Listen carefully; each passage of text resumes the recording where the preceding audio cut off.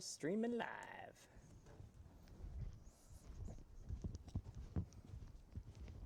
Why, hello. Welcome, everyone, to My Sick Jackson. My name's Kyle Andrus, your Jackson director. We changed the name.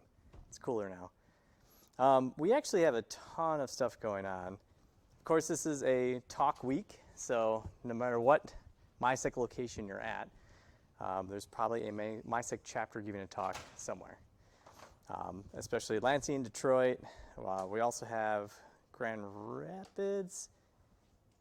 And yeah, that's all we have right now. There's also a lot of other groups events going on from Cloud Security Alliance, which is doing what having a data lake actually means for your organization. That is happening at the University of Notre Dame. Cool. Also, DC 313 will be having something on Regex CTF. That'll be in the Detroit area. ISACA's got stuff. ISC squared is still on hiatus. ISSA also seems to be mostly on, except for Lansing. Lansing's got something going on this Thursday, or next Thursday. OWASP, ARBSEC. Has anybody here gone to ARBSEC? No? That's a good one. That's another great one to go to. More of a social meetup, but good talks. Nothing else too exciting going on. The MySec barbecue was a lot of fun last month. We got out there and it didn't completely rain on us. We did have some sandhill cranes walk directly up to us, and it was kind of terrifying because it's here on me, and so I'm just like, am I gonna dodge? Whatcha? That was fun. The only things coming up for next month is going to be B-Sides Detroit. That's going to be on November 15th. It's a Friday. The tickets are $5, but we refund your $5 when you get in the door. We'll be having about 6 talks, a resume workshop. We've got lockpicking, a CTF being run by CTF 313. And we'll also have some community tables of other groups that are in the Michigan area that you can go check out. Yeah, that's almost all the things I have, except for my pun. I don't really like these though, but we're gonna roll with it. So what do you call a really big army ant? GI ants. GI ants? No? All right. With that, I'll hand over to Nick. Thank you, Kyle. And following that terrible pun, here's an even more terrible talk. So thank you very much for taking time out of your Tuesday evening to come listen to my talk, Demystifying the IR Consultant Life. This is basically a talk about some of the lessons that I learned being an incident response consultant and how they tied into my career and where I am now. So I'm going to start with a disclaimer. The thoughts and opinions presented here are my own. They don't reflect the company that I work for, nor anybody else. This is just my ideas that I've put down on slides. Other people have probably thought of these concepts first and presented them better, but you're stuck with me, so here we go. And these are my experiences in IR consulting. Others will have different experiences. What works for me may not work for you. So take this advice, do with it what you will, and hopefully you glean some goodness out of this talk. I'm going to start with a little bit about myself. I really have no formal training outside of certifications provided by workplaces. So I don't have a college degree. I've done all of this basically in self-taught or through working for companies. I've got 16 years in the tech industry, and I spent 6 years as an incident response consultant, and I'll get a little bit into what that means here in a few slides. But I've held multiple roles all the way from help desk to threat researcher for an antivirus company. So I've kind of got a little bit of a breadth of experience within the IT and IS industries. So this is just kind of an amalgamation of all of that. So what is incident response consulting? And in a nutshell, incident response consultants provide additional capability to companies during cyber incidents. Essentially, you can think of an IR consultant as an incident response smoke jumper. So when a company gets hacked or has a breach or something like that, they call a consulting organization, and that consulting org rolls out a team. It could be anywhere in the domestic United States all the way to around the globe. When I was working for the consulting company, we had people go to Switzerland all the way to Argentina. So it's not just isolated to domestic United States, although primarily a lot of the US companies are going to work in the United States, Canada, Mexico, those areas. You will work with people at their worst. So they'll be tired, running on no sleep, helpless, and you will pretty much be rolling in as the enemy. Namely because somebody called you because they couldn't fix the problem. And that's never a good foot to get off on, but there are some ways to get around that. There will be long days, longer nights, and endless conference calls. So you're going to spend a lot of time on the phone. You're going to be working a long time on site with people just down in the weeds. You'll write a lot. One thing that people often don't tell you about consulting is that the technical work is probably maybe a quarter of what you do. The rest of it is writing reports, because your report is really your work product and explains what happened and tells people how they can actually improve. At the end of the day, though, you'll be on the cutting edge of security, and you're going to see stuff before it ever hits the news. So if you want to see some really cool stuff that nobody else has touched, and in fact, if you want to discover things that nobody else has discovered, being a consultant is the way to do that. Yes? How you transport yourself between these job sites? I'm going to get on that. And I'm not going to say the phrase that you want me to say because that costs me money. So why would you choose IR consulting? There are 3 items here. These aren't ranked in any particular order, but these are kind of the top 3 hits that you would get off of being an IR consultant. Number 1 is exposure. You're going to get exposed to a lot of concepts and a lot of technologies. So you're going to be exposed to things that you've never heard of to solve problems that you've never heard of. And you're going to be expected to do it tomorrow. Hand in hand with that is you're going to learn. So one of the big things that I took away from being a consultant is that there was not a day that went by that I didn't learn something. Whether it was a new technology, a new concept, whether it was self-driven taught or something that I was told, hey, you need to learn this because you need to solve this problem. And then you're going to travel. You're going to see new and exciting places from a hotel room. Because a lot of the times you're going to be so tired after your day of working on site that as much as you would like to go and see all the sites, you just don't have the energy. You want to get a Subway sandwich and a Coke or a beer and go to sleep. A lot of consulting is drinking from a fire hose. Like I said, you'll be exposed to technologies you never knew existed.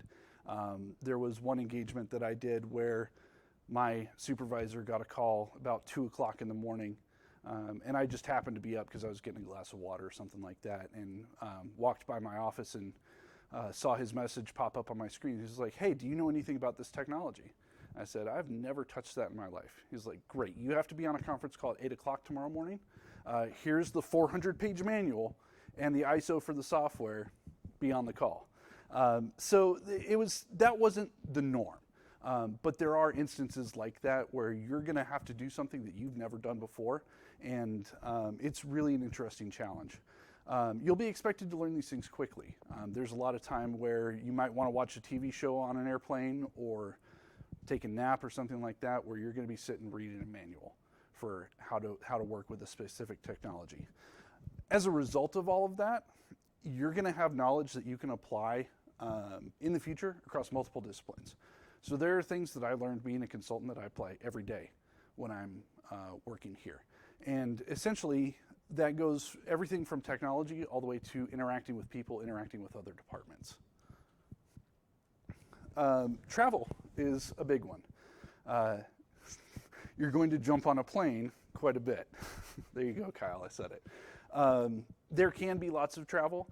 Depending on the kind of consulting that you're doing, there may not be travel, but for an IR consultant, that's a lot of what you're doing. Simply because while a lot of the industry is moving to more remote work, still people want those boots on the ground, people on site, just because it's a lot easier to communicate than sitting on a call all day. 20% travel is the norm. It can be north of 50 to 75% if you really want to be the road warrior. So if you want to be on the road 48 weeks a year, you can do that. And depending on the company that you work for, your bonus structure may reflect that very nicely. But that's not what we're talking about here. You can see the world from a hotel room. Like I said, most of the stuff is in the domestic United States. If you want to go to some really cool cities, you can do that. but you'll also probably get stuck in some really podunk towns too, because even podunk towns have banks that get compromised. So it's not isolated to just the New York LA axis. As a pro tip from an IR consultant, if you do become a consultant, pick an airline and a hotel. You'll rack up the rewards very quickly. And if you do the road warrior life, you will get those rewards and you'll get a lot of free nights and a lot of bonus points. Certain companies allow you to use your own personal credit card if you want to rack up points that way. Otherwise, you can have a corporate credit card, so you're still responsible for the bill, but you can do an expense report. There are some things that I wish I knew when I started. And one of the big ones is that consulting is 75% customer service and 25% technical knowledge. Now that may not sound right, but I'll get into that in a few minutes. One of the other things is don't be afraid to say, I don't know, but I'll find out. Because there is no way you are going to know everything that you come across. And the important thing is knowing how to say, I don't know, without saying, I don't know. Sometimes there isn't enough information. I can't count the number of engagements that I did where we just didn't have enough information to reach a conclusion one way or another. And you have to be able to learn to phrase that in a way that it will be acceptable. The big one is stay cool. You're there because everyone else's hair is on fire and you can panic, but you want to practice the poker face. Simply because if people react to the way that you're acting on site, that determines how the engagement's going to go. So if you come on site and you're panicking, people are just going to be like, this guy doesn't know what he's doing. You know, why do we have this person here? So you got to stay cool. And it will take at least a year for you to get comfortable. And that doesn't just apply to incident response consulting. Really anything new that you try, you're not going to be good at it when you start. So it'll take you a year to get comfortable. I mean, I've been with consumers for almost a year now, and it's taken me about that long to get to a position where I'm reasonably comfortable talking about things that we're working on. Where you can navigate SharePoint? Exactly, yeah, SharePoint, where I can learn how to open my email. It took me a year to figure that out. So this is the 75-25 rule. Consulting is 75% customer service, 25% technical knowledge. The key to that is if you don't know, don't make it up, because customers can smell it. If you are sitting up there tap dancing and you want to make the impression that, hey, I've got this under control, I know everything, they're going to see right through you. The customer is always right, and when you're on the phone with them, they are always right until you get on site and they're wrong. So what you have to learn is taking the information that a customer gives you, reasonably intaking that information, and then giving them some output that actually fits the real narrative and not what they think happened. And as another pro tip here, when you're on site, and even if you're working with other teams in your normal job, use your capability to push strategies a team may be asking for. There were many times where we went on site as consultants where a response team at the company had been pushing and pushing and pushing for a technology, and nobody ever gave it to them until we came on site and said, hey, your team's been recommending this for 2 years. You should probably do that. But that's just because they paid us X dollars to come in and tell them that. So it was a recurring theme. IDK BIFO. I don't know, but I'll find out. This will serve you well in life, not just in consulting. It's okay to say, I don't know. You want to follow that up with, but I'll find out. And then the key to that is set a time frame to find that answer and stick to it. If you say, I don't know right now, but give me 2 days and I'll find an answer for you, congratulations, the clock's taking you now 48 hours. So when you pick these time frames, you stick to them, because if you come back to them 2 days later and you say, well, I'm sorry, I still don't know, that's going to really shake a company's faith, or even somebody else's faith that you actually know what you're talking about. So when you're dealing with a problem, know that you can figure it out, but give yourself some reasonable time to work with that. People are very receptive to that. Another pro tip is a way to phrase that is, I don't have that information, but I can get it for you. It's a more diplomatic way of saying, I have no idea what you're asking for, but let me Google that for the next 48 hours. Do you mind if I ask you a question? Sure, go ahead. So when you have the time frame, what's your recommended time frame for some of the stuff? It's going to depend. If it's something that you've dealt with before and you just can't remember off the top of your head because you're in the spotlight, then you may be able to give them a call back in an hour. Be like, hey, just let me give you a call back. Let me go check my notes. I know I've dealt with this before. If it's a brand new technology and you have no idea and you've got to talk to other people on your team and reach out to the vendor to figure out where the manual is and see if that's even public information, then you can say, let's have a cadence call where I can tell you the progress of what I'm looking for, and we can deal with other problems in the meantime. But before the end of the engagement or before the end of the problem that you're working on, you do want to have an answer. It's not something where you can just say, oh, I don't know, let's deal with something else. So usually for big problems, it was a couple of days.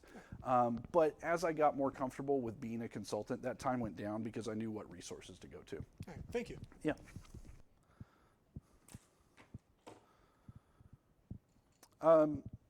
So log files will be your best friend, and when there are no logs, you will want to cry. Because sometimes there isn't enough information, and that's true even when you have logs. There were a number of times where we had logs that rotated on an hourly basis, and the incident happened 7 days ago. So it's great that you have logs, but they aren't doing us any good. Real life is not like an episode of CSI. You're not going to dual keyboard your way out of this one. You can make assertions, but you don't want to state definitively without evidence. Because when you say this is what happened, if you remember first grade, you have to show your work. And that is where the report comes in. When it comes down to it, you need to show what you did and prove that you did it, and prove that you did it in a manner where somebody can reproduce it. So a lot of this comes down to the scientific method, where you have a hypothesis and you test it, and if that's not what happened, you go back and you test it again. You aren't going to get in trouble for not being right, but you will get in trouble for not being right if you swear you're right and the data proves otherwise. One thing that you can phrase this as is, I assert with X% confidence. You never want to operate in absolutes. You don't say this is what happened, because even if that is what happened, there could have been another factor that played into that. But you can say, we had 90% confidence this is what happened. We just don't have all of the evidence to prove that. Cooler heads will prevail. IR consultants specifically are brought in when everything's on fire. And that doesn't just apply to incidents where they can't figure stuff out. There was a lot of work that I did with legal firms where, hey, we need you to do forensic investigations on these computers. And those can be stressful too, because somebody's freedom may be contingent upon that. There is an element where when you're dealing with HR investigations, you may be responsible for somebody losing their job. And you have to be cool and calm and collected about that. As a pro tip on this one, it's a learned skill. You're not going to be good at it when you start. And you will be nervous, and you will get up there and you'll have no idea what you're doing, and you'll hope that you never have to do this again. But once you learn that skill, it's great fun at poker tables because you can bluff your way out of anything, which also applies to consulting. You can bluff your way out of anything. It does take time. So usually it's about a year before you get comfortable. And it takes time to get good at doing things. And that's true not just in consulting, but in life in general, and just in business, whatever job you'll have. The first time you fly solo, you will mess it up. The very first engagement that I did way back in December of 2012, I got sent out to a site where they were suffering from a virus infection. Their on-site antivirus wasn't solving it. It was running rampant. And we had to go out and solve it. So I rolled up on day one. It's like, all right, I'm ready to go. I know what virus we're dealing with.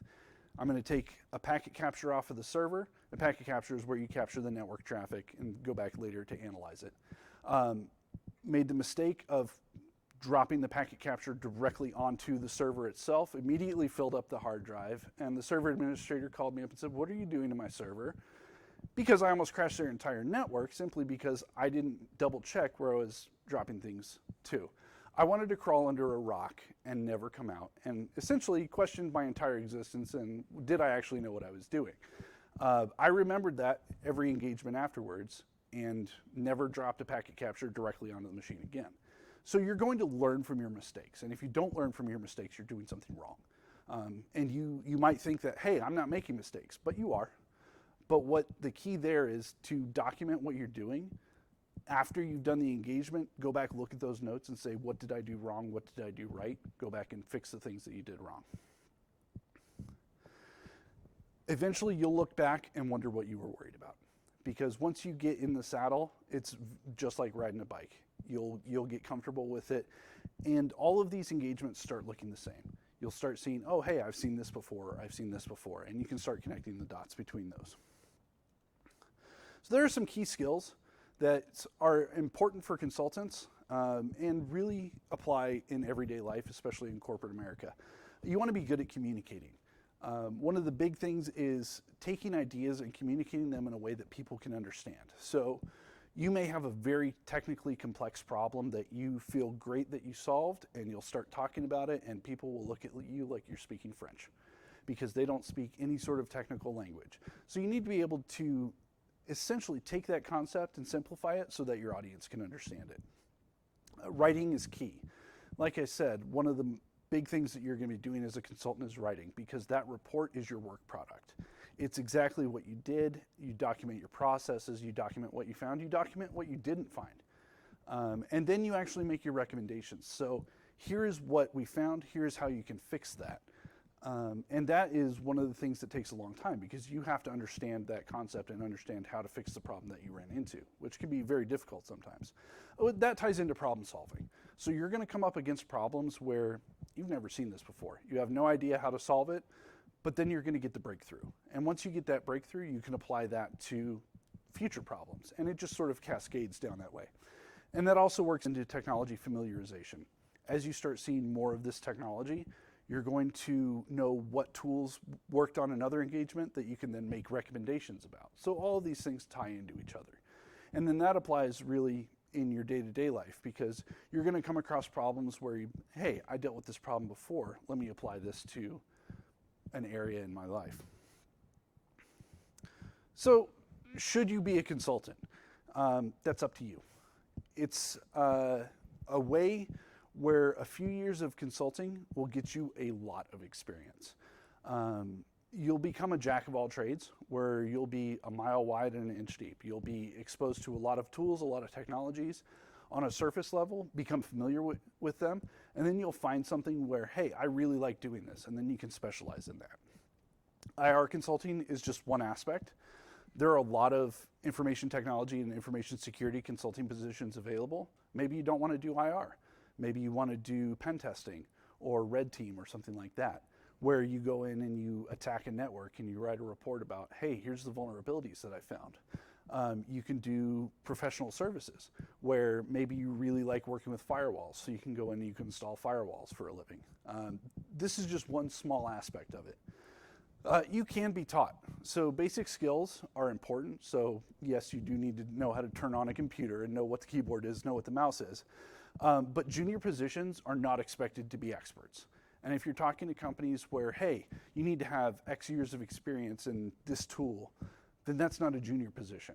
A junior position, you're going to be dealing with a lot of grunt work. So you're going to be dealing with all the stuff that the senior guys don't want to deal with, which we did on a regular basis. Yeah, I'll pass on that one, tell the project manager to give it to the junior guy.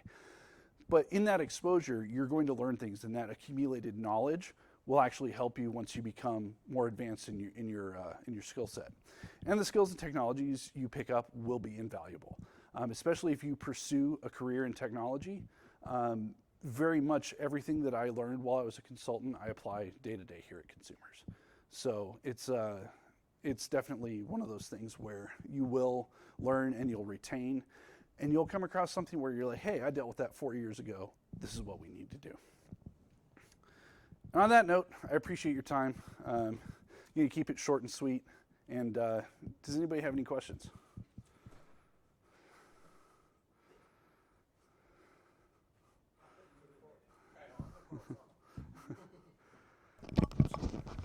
And Nick, I know that there's a lot of excitement in the consulting field, and there's a lot of drudgery in the consulting field. That's very true. How important is it that you choose the right company to work for? That's very important. And I will say that it's not even so much the company as the team, because you are going to be working so much that the people that you work with are going to become your second family. And if you don't get along with people, then you're not going to have a good time. One skill that I didn't talk about here that goes in hand with what you talked about is time management. And if you're working with people that you really like, but you do nothing all day but talk to them, you're going to have a hard time getting any work done. However, when you're 8 days into a 14-day engagement and it's you and the same person, you've been looking at the same stack of log files for all of that time, you're going to want that person to be, friendly and be on good terms with them. Also, once you start as a consultant, you can take those skills and go to another consultancy. There is a lot of turnover in the industry. And one thing that I think you'll notice, as I talked about, is the pressure. There's a huge amount of churn in consulting. Being a consultant for 6 years was a long time. I was one of the old hands on my team before I left. Most people stay in consulting for a year or two, simply because unless you're single and don't have a family, don't have any plans on being a family, you don't want to be on the road all that time. It's very hard to maintain personal relationships like that. And you'll be working remote a lot. So if you like being alone and jumping on a plane with 3 hours notice, be a consultant. I think it's good for people to actually dip their toes into the water. But it does come down to, is the company good? Are the benefits up the alley that you want? Is the pay scale right? And a lot of that you'll pick up through experience. The level of skill, what people come in with, and then if they're only there for a year or two on average, are you usually in a team that's pretty green then, or how does that work? Yeah, usually we would hire people that were either directly out of college or had a set of skills that we were looking for. And that's one of the benefits of a junior program, is that if you're directly out of college with a CS degree or an information systems degree, we can take that and we can mold you into what we would need you to do. And because you have that baseline set of skills, we can then take that, and if you express an interest in pen testing, we could show you how to do pen testing. If you have an interest in doing digital forensics, you get all the digital forensics training that you want. With there being a lot of churn, yeah, we did have a green team quite a bit.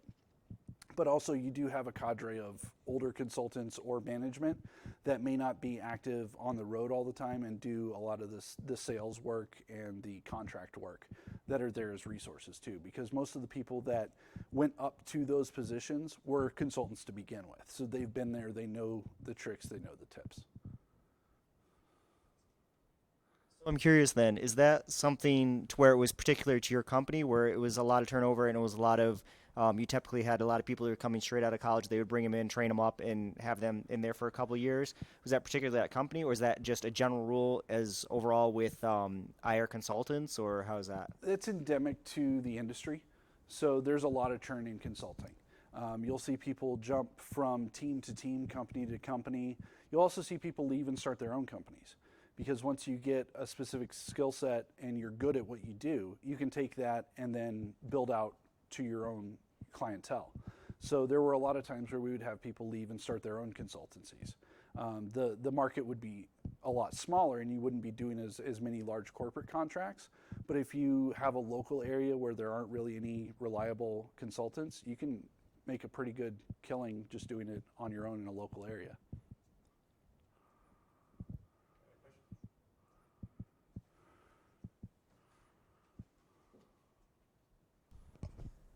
Like mentioned, you work with a lot of stuff that you don't know, and when you get a lot of new people, how do companies deal with them messing up a lot? So when we have people starting, we'll shadow them with a senior consultant. So we won't immediately throw you to the wolves. You're going to spend probably 6 to 8 months as a shadow consultant. So you'll be watching the senior consultants work. They'll probably have you work on problems and brief you on the things that they've worked on during the day. You'll be a part of all of the calls. You'll start doing all of the work alongside. And then we'll ease you into your own engagements. So you're not going to be thrown onto a major large-scale breach as a junior consultant. If we were to roll out a team, you'd probably roll out with the senior consultants. So if they needed 3 consultants on site, it'd probably be 2 seniors and a junior, just to get you that exposure. There's also a lot of remote work that junior consultants can do that is a lot of log analysis and extracting data. So a senior consultant may need, hey, I need this set of data from these logs. here's how you do that. And then you start gleaning those skills through that. So it's not just immediate, hey, congratulations, you're hired, I need you in Ann Arbor tomorrow. That's usually not how it works. There's also training. So if you express an interest in digital forensics, you'd be sent to some training on how to actually do digital forensics. And so you're not just blindly thrown into these with no concept of it. And when I say it's going to be a technology that you're not familiar with or you don't know about, you may have heard about it or may have had a demo from a vendor. You just haven't sat down and worked with it. So you got to figure out how that program works.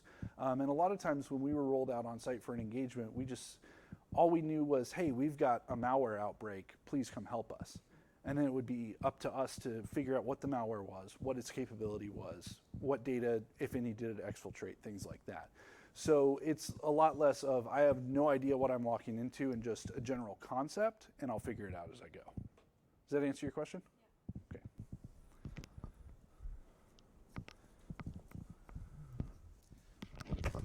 So I was curious about how did you initially find out about the industry, and how did you basically come to get into the industry of IR consulting? It's an interesting story, at least I think it is. It kind of reinforces the adage of it's not what you know, it's who you know. So I had some former coworkers from a different company that actually worked for the consulting company. I was looking for a new job because of a move. Said, hey, anybody got anything open? It said, I got a message on Facebook that said, call me. And next thing I know, I'm on a plane. But a lot of it is recruiting sites, LinkedIn, places like that. They're always looking for junior consultants. A lot of the tech recruiting sites will have postings for things like that. And the big consulting agencies will have, or their big consulting companies will have their own job postings. So you can go to the consultancy's website and look for employment opportunities, and they'll usually have something junior consultant listed. The interview process is usually pretty stringent, but a lot of that is to get an idea of what your base technological level is, and then more importantly, what your personality is. Because again, 75% of consulting is customer service, and if you can't talk to a brick wall without pissing it off, you're not going to get very far. So personality is a big part of it, but we can also mold you into somebody that can talk to executives, because you have to be able to talk to the technical team and then turn around and give a briefing to the executives with what happened, and be able to speak both those languages, walk both sides of the line.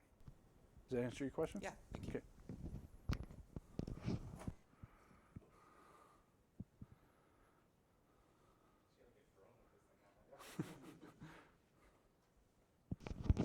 You said you'd spend 6 months to 8 months with a senior consultant when you first came into the company. Yeah. What warranted the title of a senior consultant? What level would they normally be at? Would they be somebody that'd been there a year, or how would that work? So I got my senior consultant title when I had been there 3 years. And that varied depending on people's previous experience level. If we hired somebody that was former law enforcement that had already been doing forensic investigations for 20 years, yeah, they get brought in as a senior consultant, simply because we don't need to teach them those skills. We just need to teach them how to do the paperwork, basically. But a lot of it is dependent on skill level, and not really time in grade, because if you show an aptitude for something, I mean, you can get the title. But realistically, what we're looking for is, can you do the work? But yeah, usually for junior consultants, it was 6 to 8 months as a junior consultant, then you would go to consultant, then senior consultant. So. All right, so you would be working with people then that had a decent level of mastery over it, that would be able to safely guide you then. Yeah, exactly. We're not gonna team you up with another junior consultant and then throw you both into the woods.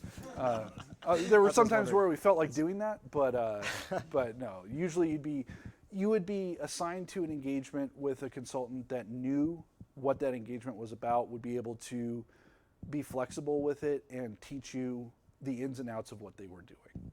And then I was curious, did you spend the entire 6 years with the same consultancy firm? I did, yeah. There was a merger where the company changed names, but yeah, it was all the same firm. So I worked with the same people, or at least some of the same people, for 6 years, which was a rarity, especially in consulting. But it's becoming a little bit more of the norm, just as people develop specific skills. But yeah, 6 years with the same company.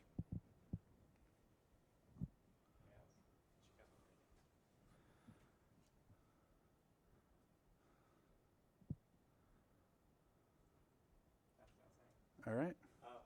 One thing I want to ask. No, I'm just kidding. So the reason I tease him about jumping on an airplane is so when you work with really fun people and you get to know each other, there's just little personality quirks and things that you say on a regular basis. And so we have a swear jar. And when certain terms from people are used so many times, we're just like, it's going on the swear jar. So his swear jar item happened to be jumping on an airplane because for 6 years, he jumped on an airplane. Yes.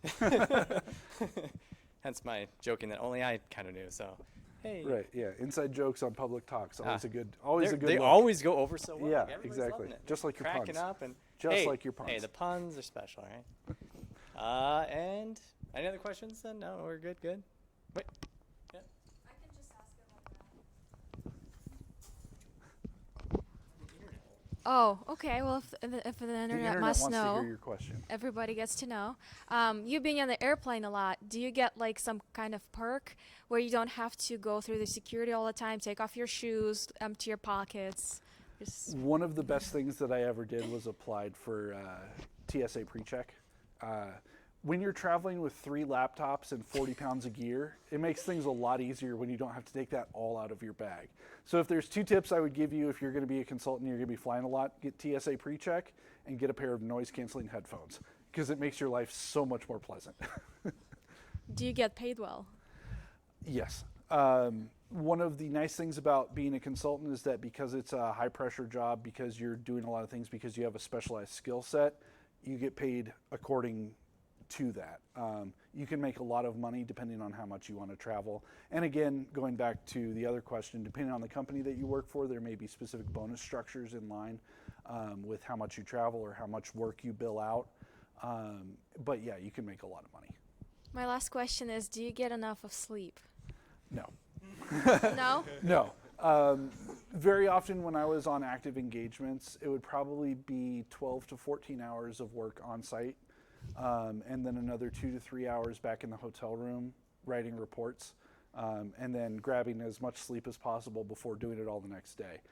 There were times where when I had to fly out to California, I would leave that same day, land in LA at 2 o'clock in the morning, drive to whatever hotel I was staying in, get 4 hours of sleep, be up at 6 to be, on site with the company, because they just want somebody on site. And if you're the only person on the East Coast that's available and nobody on the West Coast is available, guess what? You're flying 5 hours, driving an hour, sleeping where you can, and then just zombieing your way through it.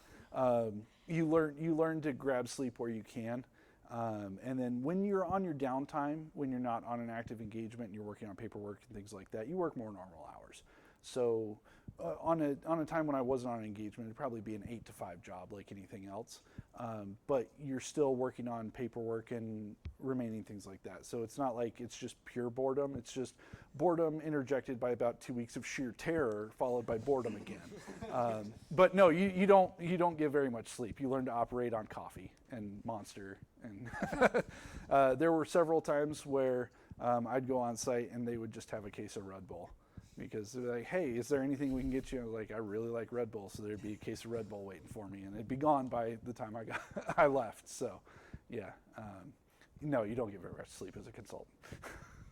Okay. Well, just kidding. My last question is, do you get to go to places like, I don't know, Area 51 and whatnot?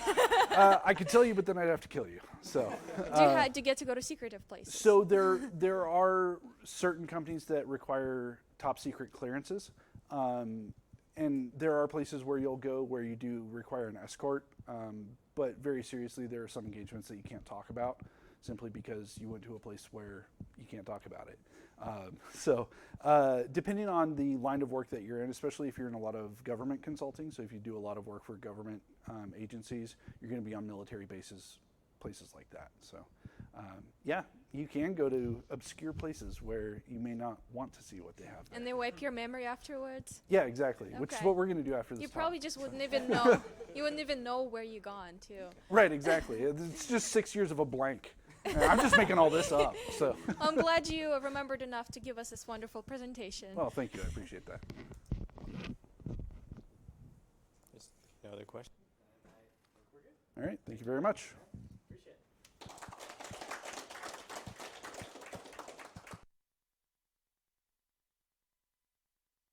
And the last Tuesday this month is a social. So see you guys then. Bye, everybody on the internet.